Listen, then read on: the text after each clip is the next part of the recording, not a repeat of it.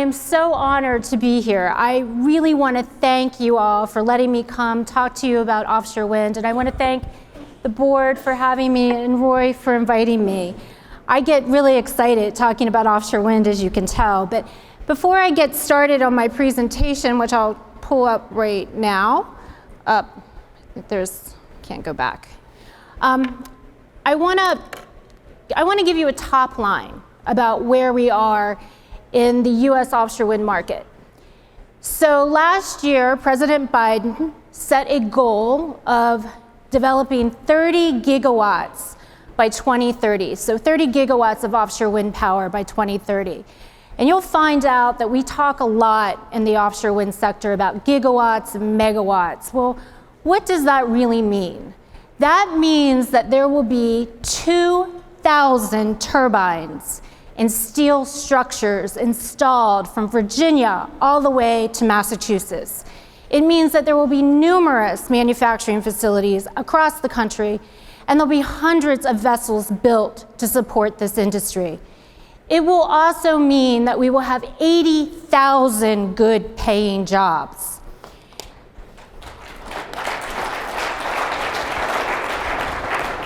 So I know that people are thinking, well, you know, offshore wind's futuristic. It's not here. Well, let me tell you, it is here. And I am proud to say that we are on our way to achieving that goal. Just this year, we had 2 utility-scale projects, over 1,000 megawatts, achieve permitting approval by the U.S. Bureau of Ocean Energy Management. They have broken ground and they are under construction. And both have labor agreements in place. Much thanks to all of you. So give yourselves a round of applause. So this is where my organization fits in. It fits in to the bottom line of growing the offshore wind market means creating jobs. The Business Network for Offshore Wind is a national nonprofit. And what we focus on is building out the US offshore wind supply chain. And we do that through 3 ways. The first way is connections. We bring people together. And I think we can all agree after 2 years of Zoom calls, there's nothing that can replace being in the same room together. I saw you all do the wave this morning in celebration of being here, so I know you know exactly what I mean. And the network is in our name because we truly believe that relationship building, that face-to-face relationship building, is critical to building out the supply chain. And we brought together over 15,000 people in our 9-year history that represent over 2,100 companies. The second thing we do is we create tools, business intelligence tools, for you all to enter into the offshore wind sector. That comes through the form of events, industry training, and our electronic matchmaking service that we have. And then finally, we do research. We research the supply chain and we map the industry, which I'll talk to you about a little bit later. So first, let's talk about how offshore wind is structured in the United States. We have 3 important players. We have the states, we have the Bureau of Ocean and Energy Management, which is an entity under the Department of Interior. And that entity is involved in offshore wind during the siting and permitting of wind energy areas. And then once that permit happens, then the Bureau of Safety Environmental Enforcement takes over to provide regulation once the project is up and running. And then we have those all-important developers who take the leases and bid on them through an auction process. So let's talk about states. States play a key role. They create the policies to develop the market. They create the offtake policies as well as all that important manufacturing and port infrastructure programs and workforce development programs that are needed to support offshore wind. And the states have really embraced offshore wind, as you can see. And a large part is due to you all being in state capitals saying that you want this work and you can do this work. So you can see that states have committed to buy 40,000 megawatts of offshore wind power. They do that 2 ways, through a power purchase agreement or a PPA, or something called an OREC, which is an offshore renewable energy credit. I like this slide for two reasons. One, because it shows you how fast the market is growing and how the states have created such a huge market. And the other reason is because if you look at that time of 2016, you'll see that we only had a market of 35 megawatts. But then something really miraculous happened. Iron workers got out on the water and they helped install the Block Island wind farm. And that was the absolute proof point that this country needed to show that we could develop offshore wind. And when other governors saw that, they said, okay, we can do this, we'll put the power of policy behind it, and we'll create a market. And you can see how fast the market has ramped up. So again, give yourselves a round of applause because you were instrumental in creating this market. So BOEM plays that important role of developing and siting the wind energy areas. And this is a map of their work. And as you can see, we're now a bi-coastal market with also a market emerging in the Gulf of Mexico, which quite honestly, I never thought was gonna happen in this decade, but it is, it's happening now. So we have 28 wind energy areas that have been sited. Some have been leased and some have not been. This is really where our market stands. We've got 19 projects that are under development. We have 2 pilot projects that are currently operating. We have 4 more projects that are pilot projects that are coming online, which are demonstrating floating, which I think is really interesting. And then we have 9 projects moving through that BOEM process, working towards that green light of approval that I believe we'll see approved by the end of 2024. So as you can see, we have a really robust market. Tomorrow is a huge day for the offshore wind industry. BOEM will be leasing the New York Bight. That's 6 wind energy areas off the coast of New York and New Jersey. We expect these lease prices to go for over $1 billion. We're looking at record-breaking lease prices. We're looking at 25 different bidders entering into the market, and those include oil and gas majors, private equity firms, and then utilities, whether they're European or US utilities. So we are going to see a huge day tomorrow and probably into the next day. So watch the press on that. After BOEM finishes leasing the New York Bight, they will look out here. Well, actually, they'll go to the Carolinas, and they'll look in North Carolina to lease that quick Carolina lease, and that will get done by the end of this year. And then they'll look to the west. They'll come out to the west coast to California to lease 3 areas off of this coast. And then they will move to the Gulf of Mexico, where they will be leasing some areas there. And then finally, back up to where I live, off of Maryland, Virginia, and Delaware, they have a Central Atlantic lease.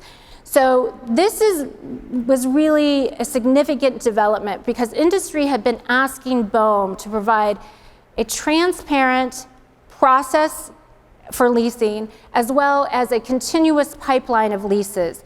And what this has resulted in is major investment coming into the United States. This is a picture of floating, and I put this in here to remind me to tell you that some of those leases will require floating platforms, which Roy will tell you about in a little bit. But it won't just be the West Coast that won't require floating. We'll also need floating in the Gulf of Mexico, as well as that Central Atlantic lease. When you look at that lease, it goes beyond the shipping lanes to some pretty deep water. So we'll see floating on both coasts, and including in the Gulf of Maine. These are our market developers. This is who is developing the market right now. After probably Thursday, there'll be either 3 or 6 new names added to these logos up here. And you'll recognize some of them and some of them you won't. Some of them are European developers that most of us haven't heard about. But this is what our market looks like. Gone are the sort of the speculator, cowboy developers. These are big companies, big balance sheets. So this is what they have under development. I like giving this slide because it really shows you how condensed the development is for those 2,000 turbines that are going to have to go in the water. The other thing is that the other reason why I like that slide is because it correlates with the East Coast port activity that is developing. So states and developers are making investments into ports. These are O&M ports, assembly and laydown areas, and it's manufacturing. So you have a whole kind of gamut of different ports that are being developed along the East Coast. And I expect to see the same thing on the West Coast as well. Project timeline. So our developers have decided to crunch all our development into a very short window from between 2023 and 2026. So you are going to see a lot of activity occur off the East Coast in this time frame. And what that's going to result in is a supply chain capacity issue. We're not going to have enough workers, enough vessels to really meet the demand that is going to be on the East Coast unless we scale up and scale up quick. So I'm hopeful that you all will really seriously consider entering into the offshore wind sector if you haven't done so already. This is our supply chain map. You can see, I told you, we mapped the supply chain. This is how our map is shaping up. You can see a lot of companies up in the mid-Atlantic to the northeast, some in the Gulf, not very many on the West Coast, and we're kind of missing the middle of the United States. Let me tell you that this is an industry for all businesses across the entire US. So if this is something that you want to get into, I'm going to ask you to sign up for our Supply Chain Connect a little bit later in my presentation so that we can be aware of your products and services that you can offer this industry. The other thing that we do is we track contracts, supplier contracts, across those different projects that we have going on, 23 to be exact. And there's been over 1,000 contracts so far that have been given. And you can see how they break down by region. Obviously, the Mid-Atlantic is leading, with the New England being a close second, where you need to catch up. Then we got the Gulf of Mexico, and then the West Coast is lagging severely behind. These are the types of contracts that have been given out over the last, basically over the last 4 years. Most of them are in the consultant or service provider sector. That's not surprising. Offshore wind is currently in the siting and permitting phase of development. So we need a lot of consultants and environmental service firms right now. But we are moving into that installation and manufacturing phase. I just told you we got to do this in the next, 4 years. So what you will see is that 5% in installation and logistics rise, as well as the manufacturing rise as well. You'll see the manufacturing rise because we are having major investments made in component manufacturing, all the way from Massachusetts down to actually Alabama and into Texas. So we're seeing vessels and substations created in Texas and the Gulf of Mexico, and then we've got monopiles, towers, cables, blades, all happening along the East Coast. I've given you a ton of information in a very, very short time frame. How do we track all this? Well, we track this through our offshore wind market dashboard. We track the state commitments, we track all the different projects, we track where they are in their time frame, we track where they are in the BOEM process, and then we also track those supplier contracts. So if you want a really great place that you can go to see all the information in one spot and get the real-time information, please come see me about our offshore wind market dashboard. This is our Supply Chain Connect. I told you about that. That's how we get that supply chain map. Please go to our website. This is a completely free service. You self-identify the products and services that you have to offer the industry. Then we match you with either a client or a partner that wants to talk to you about entering into the supply chain. And then we have one more tool that I wanted to chat with you all about. It's called our Foundation to Blade training. This is a training we launched a year ago, and it was really out of a need to help companies understand what the supply chain is in the offshore wind industry. They kept telling me, it's a black box. Where do I fit? Well, we created this training that goes over all the different phases of offshore wind development, but it talks to you about risk, where to enter into the supply chain, what the timing is going to be, the developer's role, and it helps you learn the vernacular of the industry as well, which is extremely important. And then finally, we have our Offshore Wind International Partnering Forum, where Impact is always there, always has a huge presence representing all of you, getting you involved in the offshore wind sector. So if you want to be there, I highly encourage you to come with us in April 26, 28 in New Jersey. And then finally, this is how you can get in touch with me if you have any questions. Please do not hesitate to call me. I am here to help you enter into the space along with Roy. He's going to talk to you about the important work that you already have done and the important work that you need to do to help build up this sector. So thank you so much for allowing me to be here.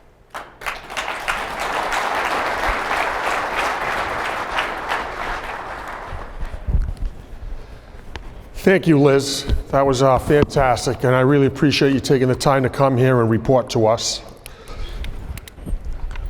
She's provided a great venue for us to make our presence known over the last few years at her events and meet a lot of the people that are making a lot of the decisions in this business. As you know, my name is Roy Colomb. I'm a second-generation iron worker out of Local 37 in Providence, the best local in the country. My book number is 886260. Both my older brother and younger brother are retired iron workers, and I have a niece that's in her 20th year. I want to take a moment and thank Co-Chairman Dean and Brown and CEO Kevin Hilton for giving me this honor and opportunity to speak here today. The development of offshore wind has the potential to transform both from where we get our electricity as well as where we're going to get many of our man hours over the next several decades. I was first initiated into Local 37's apprentice program in 1972.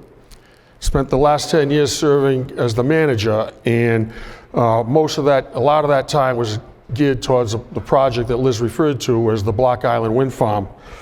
Attending those meetings, advocating for the jobs, the project, and the work itself. It was proposed by a venture capitalist named D.A. Shaw from Wall Street. It was presented to the public as a demonstration project, 5-unit, 30 megawatts, 3 miles off the coast of Block Island. The island didn't have a connection to the grid, and the residents were paying for the highest electric rates in the country, and their power was produced by 2 diesel generators, and those facts provided additional incentive for approval, though there remain many critics. To build that project took the passage of 21 federal, state, and local permits. It was an 8-year process. Attending those meetings and representing our members was another great honor, along with much responsibility, as many of you know. All those meetings, all the time committed, the additional efforts by many others culminated in the approval of the project, and the 5 turbines were erected in 2016. The following year, I decided to retire, and President Dean suggested I stay involved with the development of the industry and keep our organization in touch with the people that were involved. It was suggested I work for Impact as a consultant, and I truly appreciate the chance. The Europeans had been building offshore wind farms for over 20 years before Block Island was completed. Leading up to the construction of Block Island, there were false concerns amongst some people about our inexperience of erecting turbines and blades out on the water. There was some rigging equipment that we hadn't seen before, but nothing we couldn't handle, and we did. That sentiment was employed by some people to capture the water-based jobs here in what is to become a major economic opportunity for our members and marine-based businesses here in the U.S. I want to give a shout out and say how proud I was and am still of the first gang of ironworkers that were specially trained and dispatched out of Local 37's Union Hall to man that work. Those members performed phenomenally and showed the world who professional ironworkers were and what they could do every day. Without those ironworkers' efforts, sacrifices, and success, our task ahead would be much more difficult. Make no mistake about it, we will face many challenges ahead. With our normal commitments and efforts, we know our ironworkers can do anything. We have a lot coming at us, and we need to build on those members' efforts and success. We have no choice. Starting later this year and into 2023, despite many obstacles and opponents, a European consortium of Avangrid Renewables, Iberdrola, and Copenhagen infrastructure partners all from overseas, will build out the Vineyard offshore wind farm. This is a sequel to the failed Cape Wind project, which was first proposed in 2002 and scuttled after a 12-year fight. Vineyard Wind 1 will be located 15 miles off of Martha's Vineyard. I would like to take a moment and congratulate the Southeastern Mass Building Trades Council and both New England District Council President Sean Neely and Local 37 Business Manager David Langlis on their successful negotiation of signing a project labor agreement for Vineyard Wind 1. It's the first PLA ever agreed upon in what has become a worldwide industry. That agreement has language addressing terms and conditions for tradespeople, men and women out on the sea. Getting the agreement signed was no easy endeavor, and it never would have happened without the hard work of that council, the support and influence of the Biden administration, our international leadership, and the efforts of Ross Templeton and his office. Vineyard Wind 1 will include 62 13-megawatt turbines, which will weigh 727 tons and stand 837 feet above the water. They'll be spaced about a mile apart. One sweep of a 350-foot blades and the 721-foot rotor will provide enough electricity to power a home for 2 days.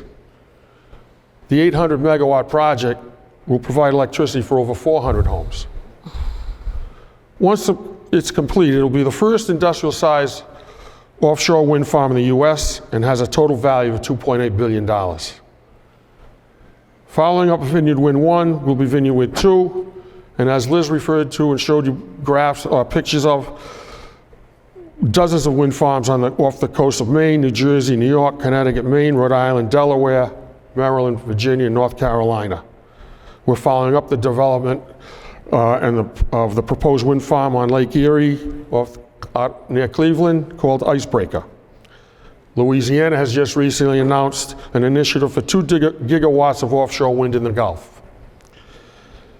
California, Oregon, Washington, and the state of Hawaii have included offshore wind farms in their green energy portfolios and are committed to bringing them to market. Tomorrow there will be a federal auction held by the Bureau of Ocean Energy Management for 6 lease areas off the New York, New Jersey coast called the New York Bight. This auction could actually take several days of bidding and generate over $2 billion of revenue for the federal government. There are 25 bidders on that list. This first generation of wind turbines will be built in existing lease areas off the East Coast continental shelf utilizing pile-driven fixed bottom foundation technology. Those first wind farms are on average 20 miles off the coast and will be followed up with many more auctions for lease areas further out to sea.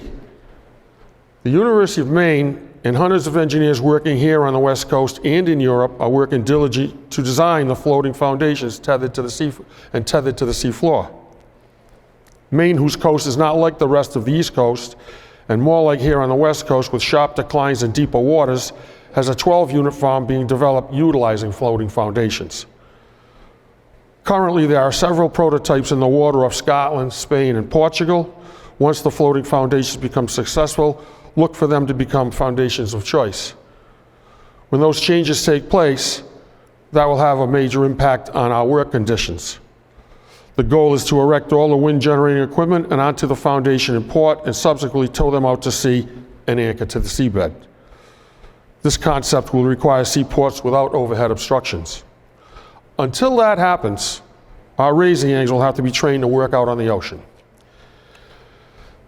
The Europeans have followed up the installation of thousands of turbines at sea with permanent maintenance and operational programs and related jobs. Already over in Europe, some of the first offshore wind farms are being decommissioned, brought back to port for retrofitting and recycling. We are looking at jobs for iron workers here and other trades with potential for lasting full careers. With the support of the Biden administration and individual state initiatives, the industry is growing and gaining speed rapidly. The federal government has just appropriated hundreds of millions of dollars for port upgrades in President Biden's bipartisan infrastructure bill. There are additional monies for port infrastructure improvements and transmission cable improvements in the Build Back Better legislation, which needs to be passed.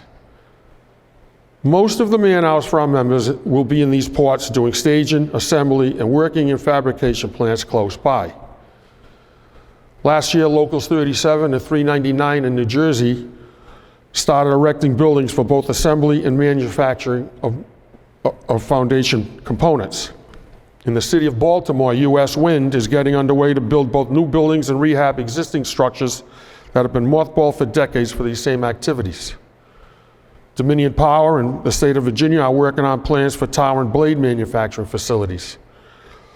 South Carolina will become the home of a cable manufacturing plant. South Fork Wind, Long Island, just broke ground last week for cable installation that will transmit the power to their customers. Our organization, along with other trades, need to be ready. There will be many challenges along with these great opportunities. This is a huge endeavor that involves logistical, political, and geographical issues and questions. Let us start with the jobs, particularly out at sea. The jobs at port will fall under typical area practice standards. Those that wish to work out at sea will need to go through some extensive training. The training was developed overseas by original developers and turbine manufacturers of the offshore wind industry itself. When those companies first set out to build the wind farms in the ocean, there were too many accidents and injuries, so they formed a group named the Global Wind Organization. The Global Wind Organization assembled a training curriculum called GWO training. Some of those classes are standard items in both our apprenticeship and journeyman upgrade programs, such as CPR and high-angle rescue. Some of what we do not teach that is required in GWO training are crew transfer, vessel embarking and disembarking, sea rescue procedures, and fire prevention and extinguishing. There will also be some instances for helicopter transport exit training will be needed. The district councils on the East Coast have been enrolling members in the GWO training over the last year after being delayed by the pandemic. These programs are expensive to set up and demand strong commitments from the locals, the district councils, our international departments, our general office, and impact. In New England, our ironworkers have been enrolling at the Massachusetts Maritime Academy in Buzzards Bay, and there's recently a certified GWO training center opened in Maryland. These certifications involved a week of classes. Our leaders are working on some turbine manufacturers to establish train-the-trainer programs and hopefully remove some of the redundancy for the two curriculums. These are tough decisions based on tough questions, like how many should we train? When should we train them? Where do we train them? Who will be dispatched? When and where do they report, and at what cost? But even more importantly is the commitment our organization and this new industry needs from our members, who will take the challenge of working on these projects and covering the work, which is crucial to the future of our organization. Believe me, brothers and sisters, those that seek this challenge and can meet the requirements will be well compensated, but also remembered as people who moved our trade forward into a new future. Members out at sea erecting these turbines will be housed on ships for schedules of 2 or 3 weeks on or 2 or 3 weeks off. How many members have the sea legs to travel out to the site on choppy waters? How many of our members can leave home for those periods of time? These are things to think about. Local unions that have proposed projects off their coast should be inventorying their members to find out how many of them can honestly make the commitments and honor when they are called upon. We need to cover the work. Locals that discover that they may have a shortage of members available to take these assignments should immediately turn to neighboring locals and programs like Helmets to Hard Hats for experienced seaworthy people. H2H veterans and young members, along with our willing, experienced journeymen, will make up a very capable workforce. Again, we need to cover the work. We all took an oath to do that. Thank you very much. Nice talking to you. Enjoy your lunch.